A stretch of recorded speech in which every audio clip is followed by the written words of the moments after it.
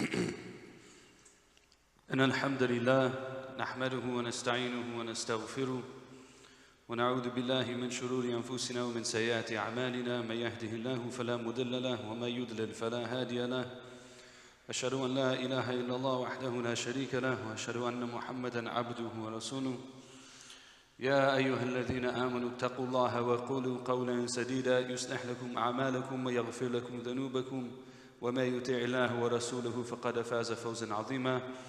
Amma ba'd, we start in the name of Allah, the Exalted, the one to whom belongs all praise, the one who controls all affairs, the one who gives, the one who takes, the one who tries his servants with whatever he wills to try them. Glorified and exalted is he. And we send peace and blessings upon the Prophet Muhammad sallallahu alayhi wa alihi wa sahbihi wa sallam, and upon his family and his followers until the end of time. Ameen.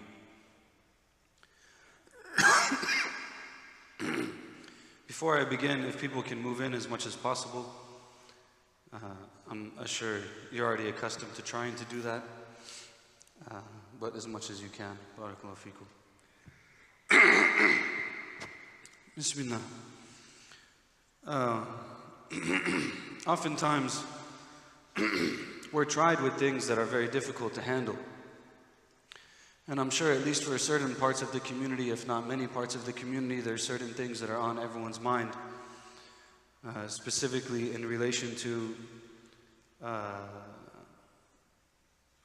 the plight of the people of Syria. Allah subhanahu wa ta'ala give them aid and be with them and make things easy for them, and all of those who are struggling all over the world. And oftentimes what can happen when we begin to become overwhelmed by the things that occur I'm sorry that are outside of our control in many ways, is that it becomes, you can start to feel hopelessness, right? So you see these things that are happening and they're so, the scale of them is so unimaginable, and the trauma is so much, and the difficulty is so much, and the impact is so great. And you're driving around and you're going to work and you're doing your thing and you're trying to take care of your family and you're trying to remain positive. I doubt it's going to help, but I'll try anyways. And you're doing all these things and it becomes overwhelming. And it becomes like, what am I going to do? How can I even begin to think about this? How can I continue to live my life? And it's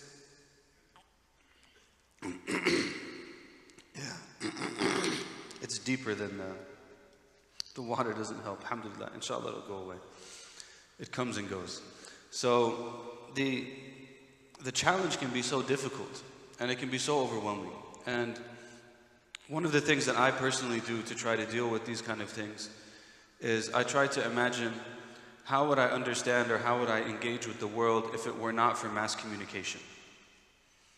I personally am of the opinion that the human heart and mind is not actually designed to know all of the trauma and all of its detail that occurs all over the world at all times. I just don't think that our heart, for the vast majority of people, their hearts cannot handle that. And my experience with individuals in the community is that that is actually true, that it starts to wear the person down. Now that does not mean, for example, that we should not be aware of things that occur. But I start to ask myself, how is it that I would respond if I lived in a world that didn't have this kind of communication? That I knew there was trauma going on and I knew there were difficulties going on. But in reality, my extension of influence and of concern would really revolve around where I am. And that is not to say that it should also result in the neglect of people that are hurting, right? But it's that if we're not able to translate our concerns and our fears and our anxieties and our emotions and the pain that we feel into concrete action in the world around us, then we start to lose it as a people. And so I just wanted to say that in the beginning, even though it's not really entirely related to what I was going to say in the khutbah, because I know it's on people's minds. It's certainly on mine. But I think that what I'm going to say is actually related. And one of the questions then that has to be asked is, what kind of lives do we want to live? right? We see what the things that happen.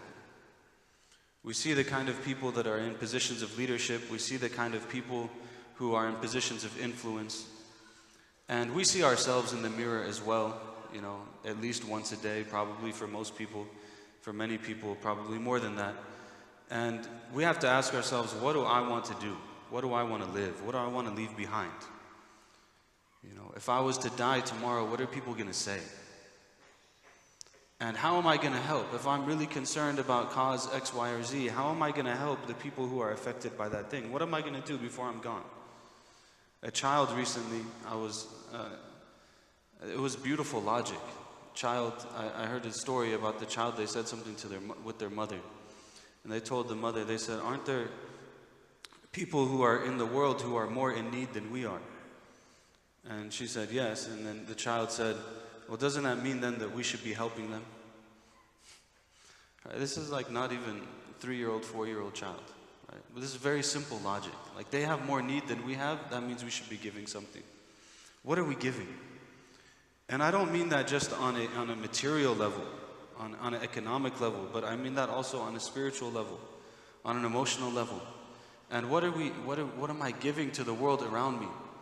Have you noticed when you're in the room with someone who's in a bad mood, how do you feel? You feel bad, right? You know, everything's good, everything's fine, and then all of a sudden this person comes, and this person is just darkness. You don't know why. They could have legitimate reasons for that, but you start to feel it.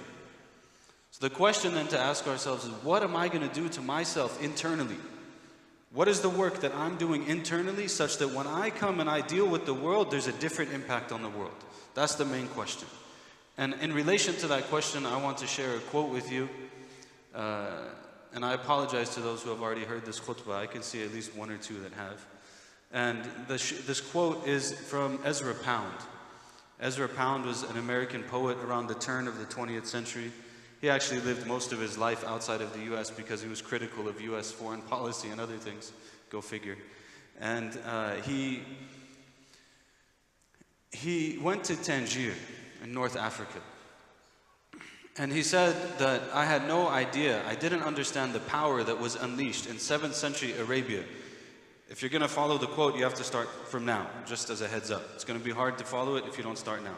He said, I had no idea the power that was unleashed in 7th century Arabia that led to 1,000 mosques in Cordoba, Spain, until I caught a glimpse of it in the way a Muslim walked in Tangier in 1913.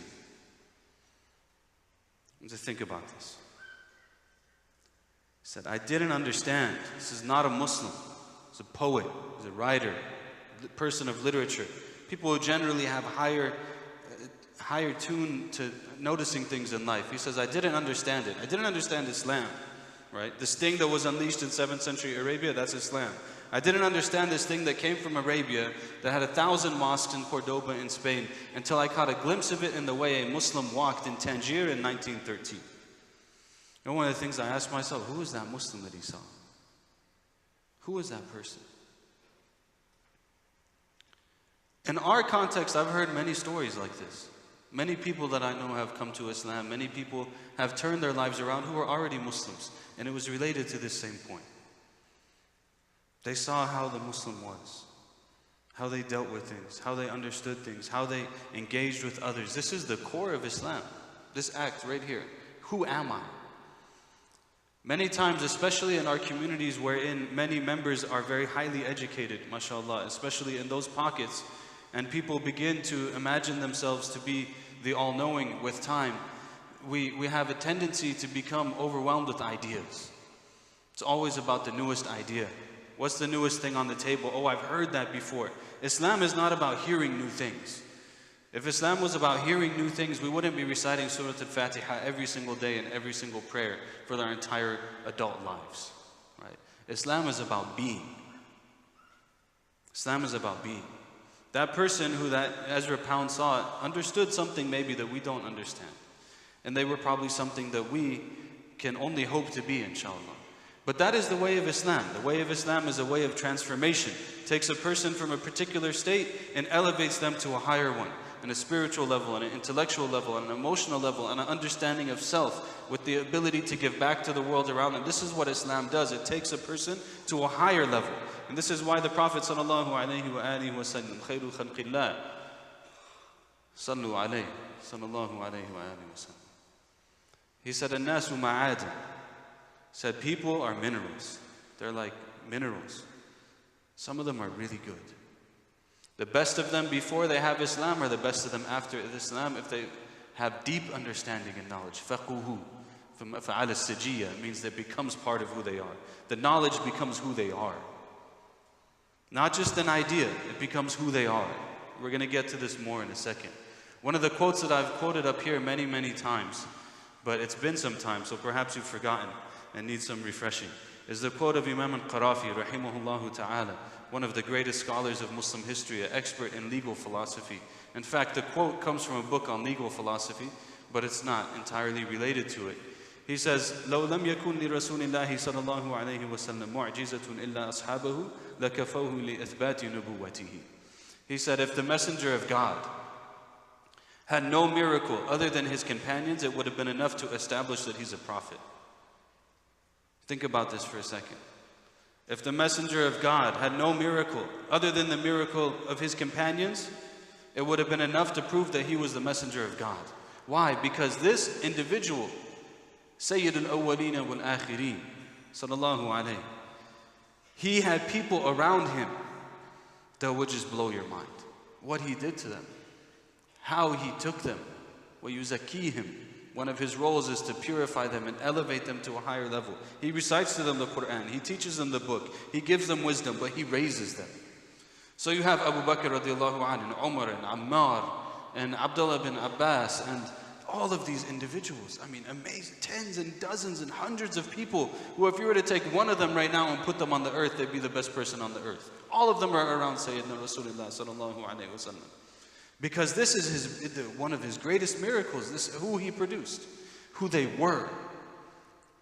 They weren't people of great philosophical arguments or people of long books and treaties, and that all came later in Muslim history as a way actually to indicate to us how we can preserve their way. But their way was a way of being. And so then we're brought to a quote from an American Muslim author named Rudolf Ware III. He's a specialist in West African Muslim history. He said the following: many Muslims now acquire basic elements of religious knowledge without any direct human interaction at all. That's a disaster. In case anyone is lost on this point, that's a disaster. Embodied transmission of Islamic knowledge is being eclipsed by disembodied consumption. Embodied transmission of Islamic knowledge is being eclipsed by disembodied consumption. The way of Islam throughout history, the companions of the Prophet ﷺ didn't become the companions of the Prophet because they read his hadith. They became the companions of the Prophet ﷺ because they had his suhbah. They were with him. They were there. They saw when things were revealed. They saw how he interacted with it. They saw how he lived his life. They saw the way he would speak to people, how he would look at them. More important than that, they saw, when they looked in his eyes, they saw actually what's behind his eyes. You ever notice that? When you look at someone and you can see that something else is there. Right? They saw that this is Rasulullah sallallahu alayhi wa sallam. And through that interaction, they were able to get to a better place. But that interaction leads them to embodied transmission of Islamic knowledge. Which means what? Which means that Islam is meant to be lived. When we have embodied transmission of Islamic learning, which means that the knowledge itself is who we are, and it becomes who we are. Which doesn't mean we're not going to make mistakes, but we're working on it, right? Which is much different than disembodied consumption. Disembodied consumption is, oh yeah, I read the book, I'm good. Oh, I heard that before, I'm good. Right? This is now the knowledge and the practice become separated. When that happens, we have major problems. And the evidence of this can be seen in any number of places in our community, and I don't want to belabor the point too long, but I'll give you a couple examples. One of them is in how we deal with women in our communities. So in our communities, you'll have, and I don't mean, by the way, that we should swing all the way to the other side of the pendulum either, but we need to be honest with ourselves. Someone will come to us and they'll say different things about women in Islam. Oh, Islam does this and it oppresses women and so on and so forth and all of these things. And the first response that any person in the community would be is, no, it doesn't. Islam does this. It gives them power and it gives them rights and it gives them property. They didn't have property rights before and so on and so on. Start quoting all the stuff that we learned from Dr. Jamaal Badawi's book on gender equity in Islam. Hafidhahullahu ta'ala wa atala fi umrihi al-mubarak. Allah give him a long and blessed life, inshallah. And then we go home. The person will say all of those things, and then they will go home and act in contradiction to everything that they just said. Their actions. Even there's a hadith attributed to the Prophet ﷺ. I don't recall the level of its authenticity, but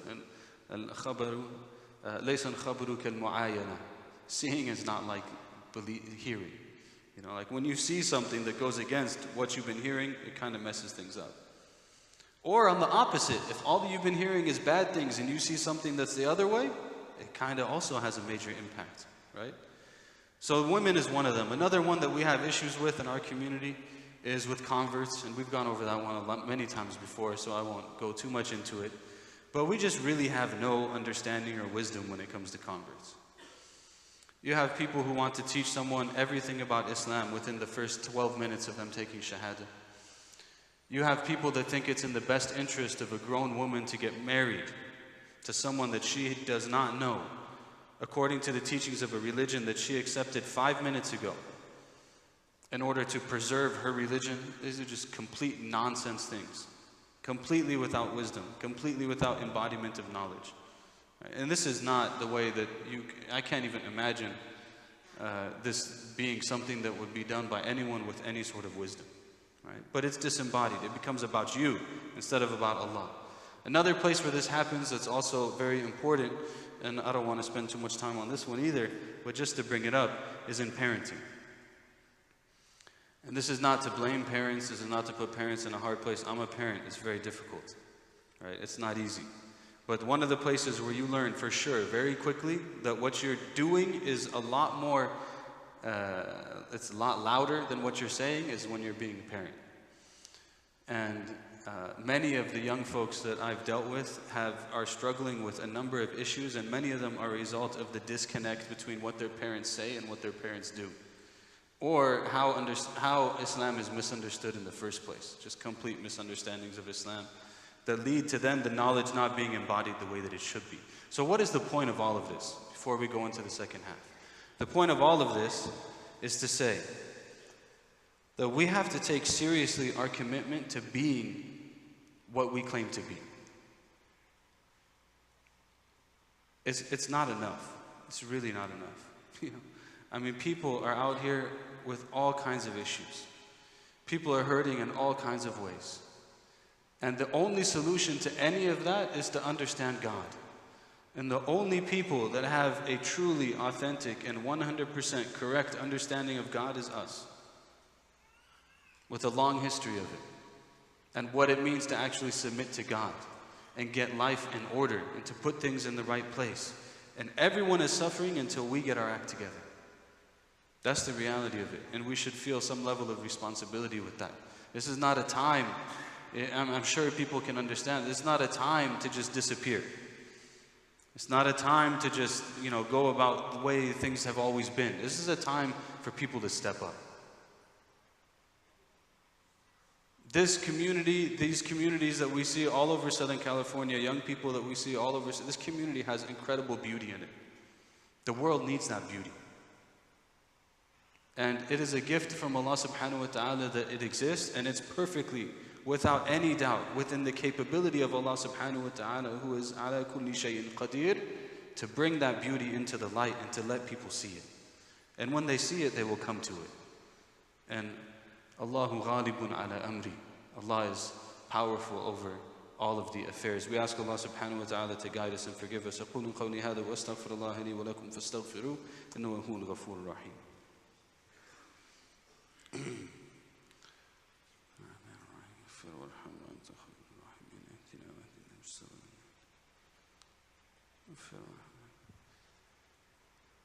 Bismillah ar-Rahman ar-Rahim, alhamdulillah, wa salatu wa salam ala rasulillah wa ala alihi wa sahbihi wa man wala, ashhadu an la ilaha illallah wahdahu la sharika lah, wa ashhadu anna Muhammadan abduhu wa rasuluhu, amma ba'd.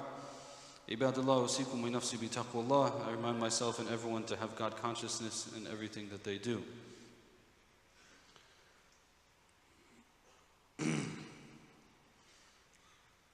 So how do we begin on this journey of trying to embody what we claim? The most important part of this is to follow the sunnah and not follow our nafs. Of course, it's not going to do us a whole lot of benefit if we don't really understand what the sunnah is, right? I mean, this is its own issue. There's a beautiful statement of Imam al-Junayd, one of the early Muslim scholars. And he said, "Man lam yasma' al-hadith wa yujalis al-fuqaha wa ya'khudh adabahu min al-muta'addibin afsada man ittaba'ahu." It's a beautiful statement. He said, the person who doesn't listen to hadith, meaning to not just like a few hadith here and there. The sama' al-hadith is an old tradition in Muslim history where you hear the sunnah in the thousands, right? Whoever doesn't hear the hadith and study it, and whoever doesn't spend time with the people of fiqh, the people of deep understanding of the religion, and doesn't take their adab, doesn't take their character from the people of character, then they will corrupt anyone who follows them. This is the way of Islam. They understood this from 1,000 years ago. We've failed to understand it today. So what do? We have to follow the sunnah. That means not following our nafs, not following our ego. Allah subhanahu wa ta'ala said, أَرَأَيْتَ مَنِ اتَّخَذَ إِلَهَهُ هَوَاهُ. Have you seen the one who takes their God as their desires? Their desires become their God. I want it this way. And that could, by the way, be in an act of religion. What someone thinks is an act of religion is actually an act of their ego. This is not like just automatic, you're doing the right thing type deal, right? Well, it has to be conscious effort to combat the callings of the self, the base self, until we can elevate and purify our hearts so that we can begin to reflect the light that Allah subhanahu wa ta'ala has put in the creation. Two things to measure this by. If you leave with nothing, here's two things. If I want to embody Islam, I have to commit to following the sunnah. Committing is the most important part. You have to commit. I've seen individual after individual after individual who have committed to following the sunnah of the Prophet ﷺ, and you see them 10 years, 15 years, 20 years later, and they're completely changed human beings, and they're incredible. And being with them is better than being with anything, doing anything else you can do in your life. But the commitment has to be there. For some reason now we find a fear for commitment. People don't want to commit to anything. People don't even want to commit to like putting a flyer up. You know, can I get someone to sweep the balcony? No, I don't want to commit to that. I just don't know if I can handle it. We're talking about sweeping a balcony, right? And people can't commit to it. We have to commit to following the way of the Prophet sallallahu alaihi wasallam. Number one indicator, am I doing it or not? Is it easy? Is it easy? If it's easy, you're probably not following the sunnah of the Prophet sallallahu alaihi wasallam. Not because it's meant to be hard, but because that means that you're heedless. If there's ghafla, if there's heedlessness, you're not paying attention. If it's just like day after day after day and you're not thinking about it, that means you're probably missing a lot of things. Right? It's not supposed to be easy. When you spend all day working and you're in Southern California and the rent is outrageous and the traffic is outrageous and everything else, and you get home and you're tired, and that moment on how you engage your family at that moment when you're tired, this is the question of following the sunnah or not. Is it easy? It's not going to be easy.